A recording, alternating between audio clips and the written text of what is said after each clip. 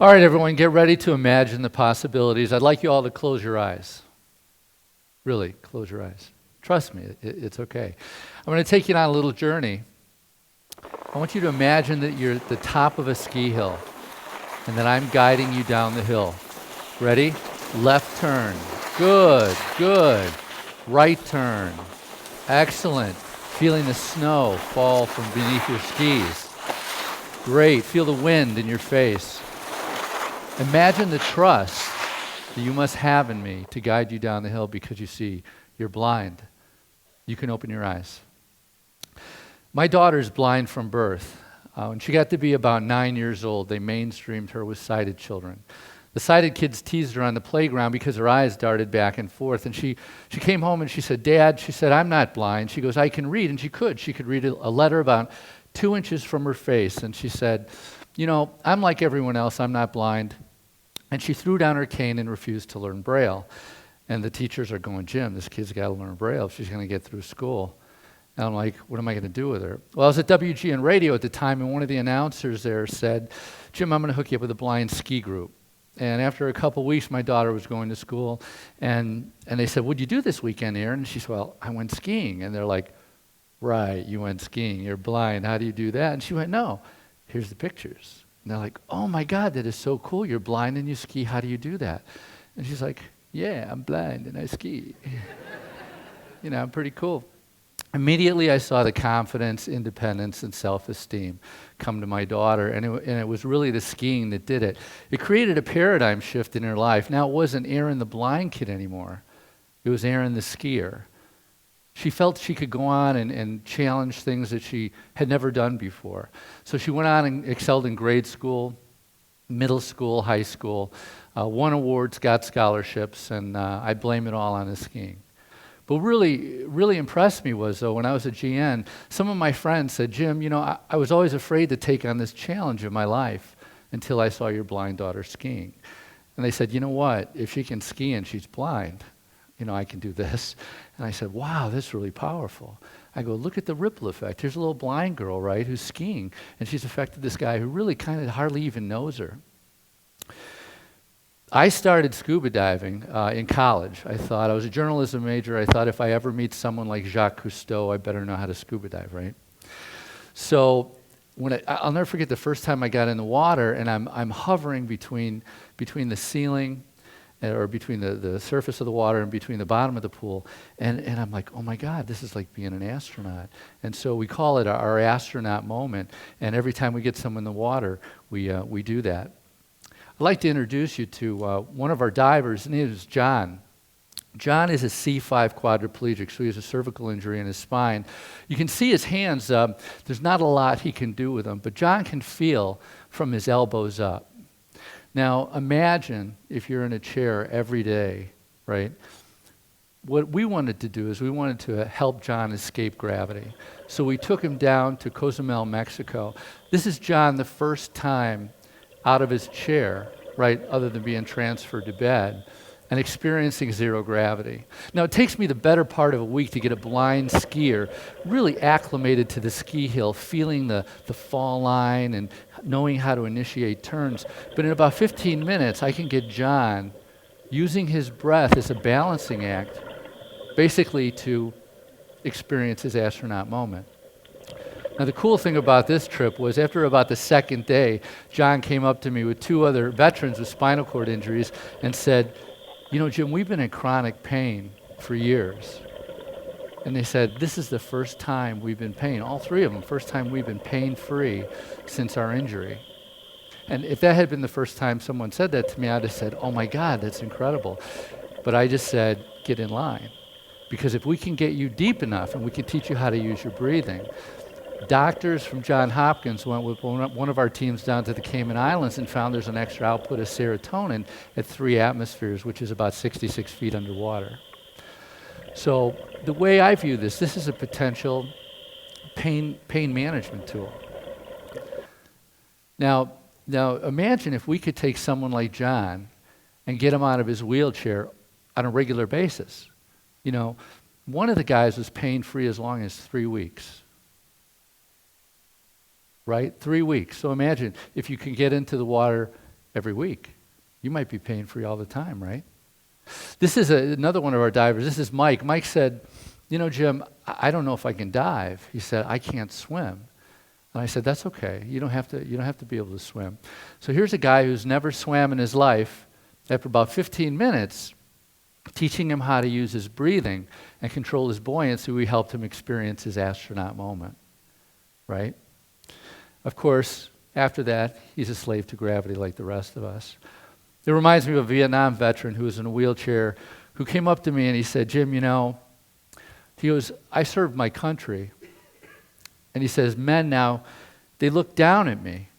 And some of them talk to me like I'm a child, you know, where it's easy enough to take a knee and talk to somebody eye to eye. But he said, you know what? When I'm underwater, he said, I look those guys right in the eye. It's a great equalizer. Individuals like John and Mike had traumatic injuries. What happens with the traumatic injury we found is that individuals are no longer the man or woman that they were. A lot of guys coming back from Iraq and Afghanistan, they've suffered loss, okay? Some of them have even given up. Some other individuals we work with, like Jessica, now they're born with a disability. Now Jessica was born with no arms. But you can see her here. Imagine, for those of you that are divers, she's assembled all her gear on her own with her feet. Here she is experiencing her first astronaut moment, using her breath to control her buoyancy in a pool. Then we took her to the quarry and we got her out there and she assembled everything. She did everything. She removed her BC, she removed and replaced her mask, she recovered her regulator. She could even put her contacts in with her feet. Yeah. The only thing she said, Jim, you know, the only thing I can't do is I can't do a ponytail. I go, I'm not going to be able to help you there. But the smiles that we get from doing this are incredible over and over again. And the heavy lifting that we do, it's not about going to the Caribbean. You know, the heavy lifting we do is in pools all over the world. We've done programs in 200 cities around the U.S., in China, Australia, Israel, the UK, and all over the Caribbean. And we find the same thing.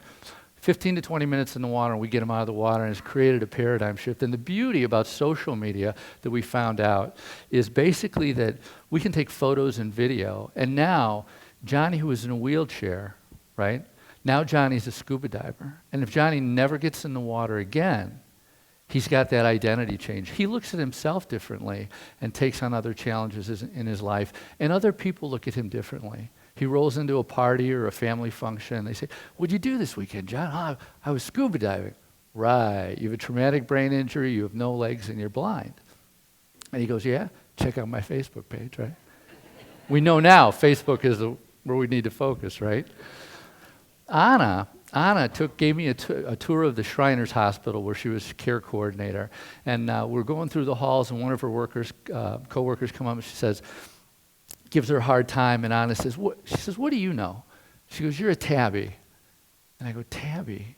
I go, what's a tabby? I've never heard that before. She goes, temporarily able-bodied individual. I think now every time I look in a mirror, temporarily able-bodied individual, that's all of us, right? But Anna was born with no arms and no legs, well-adjusted, first time in the water.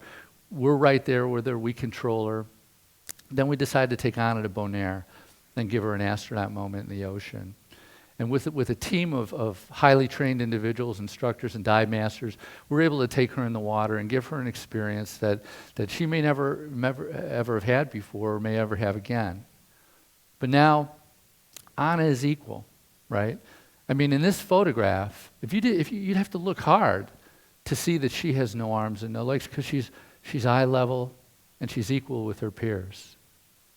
And then, of course, the goal is to take her from the pool, right, where we do the heavy lifting, and then get her out there and give her that astronaut moment and give her independence. And with the current, just like with John, the very first diver that you saw, who swam the length of 3 football fields underwater, only being able to use the little bit of movement that he had.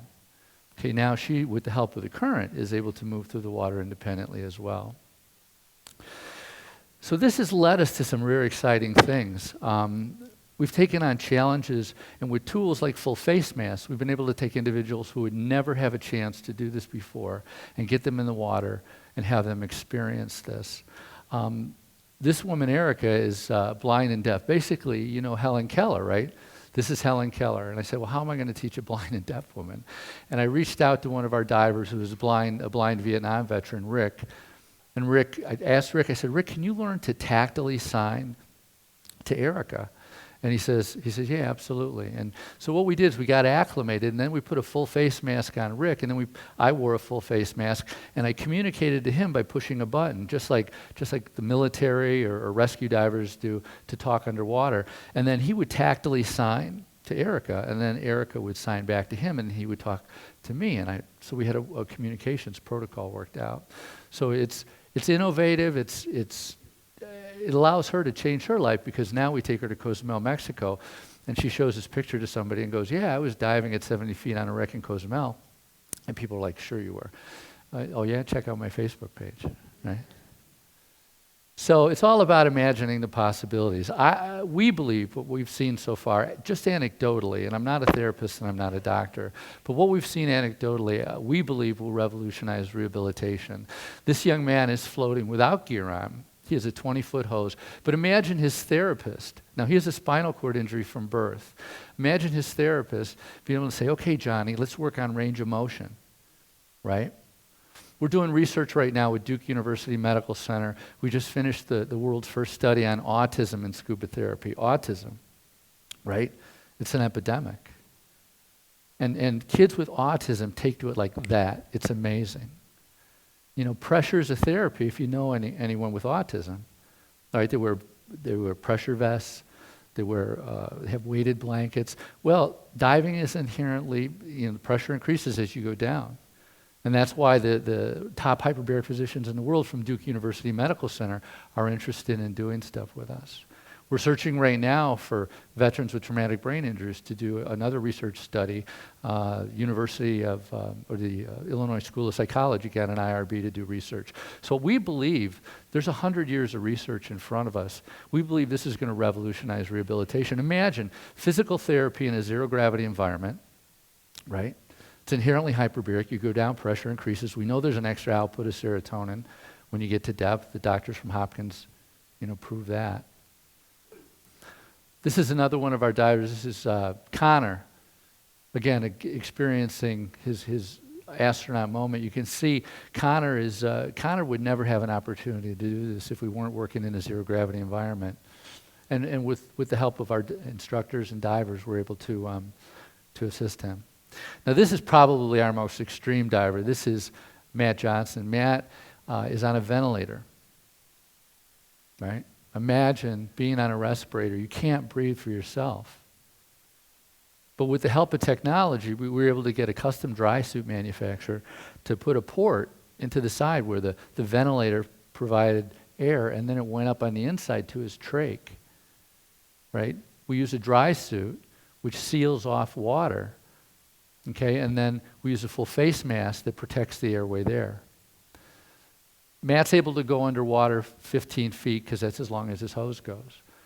But Northwestern University engineering students have actually developed a prototype that we asked them to do when they did a program for us, a project for us, to find out if we could bring him deeper and basically take an underwater camera housing and put his ventilator in there with a bunch of scuba stuff hooked up to it.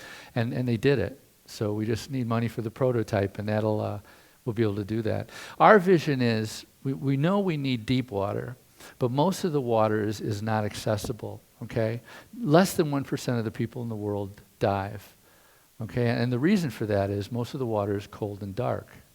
So what our goal is to build a 100 to 130 foot deep pool here in the western suburbs. We're a little nonprofit from Downers Grove, Illinois, but we're changing the world. And if we can build a 130-foot pool here where we can start taking people in 90-something degree water and doing therapy, imagine the researchers that'll come, right? This is in the aquarium of the Pacific where we've taken divers. Actually, I'm in there with Alex. Alex is a C5 quadriplegic, but and the lady in front you can see is signing, and we have probably 1,000 people with disabilities in the audience watching this. But this is showing them exactly what we can do with this. Possibly, imagine therapists behind a glass window, looking at loved ones or patients or therapeutic techniques where now they can use zero gravity. And really, I mean, there's a whole future of therapeutic exercises that haven't even been developed yet in zero gravity. We kind of got ahead of the curve a little bit on this, and in 2010, we had Perkins and Will and some other folks that helped us out and put together a proposal for a 40-foot deep facility. And this is that, and we brought it to the VA at Hines, and it got kind of hung up in Washington. Everybody locally loved it. But I'm so glad it didn't happen, because we realized we don't need 40 feet. We need probably at least 100 feet. So our goal is to build a multi-million-dollar facility here in Chicagoland's western suburbs to help with research, rehabilitation, education, training, and to provide vocational opportunities for individuals of all abilities. This is a to-scale photo of what the inside of that facility would look like. You can imagine taking people of all abilities, bring them in a zero-depth entry, and then have them work at different levels with different gases, 100% oxygen, enriched air, and see what kind of therapy comes out of it. So I guess to summarize this, we're at the very tip of the iceberg. You know, just when you think there's something or nothing new under the sun, you find something like this. It's almost like being in a laboratory and you accidentally discover Velcro. You go, oh my God, that is so cool. You know, how'd we do that? And you know, I left the media business after 30 years to embark on this mission, and now I'm a volunteer. I don't draw a salary doing this, and I'm happy to do that to build confidence, independence, and self-esteem in people with disabilities. But I found that now this is actually a therapy, and I think, you know, with people's help from around the world, I think that we can help people with disabilities imagine the possibilities in their life. Thank you.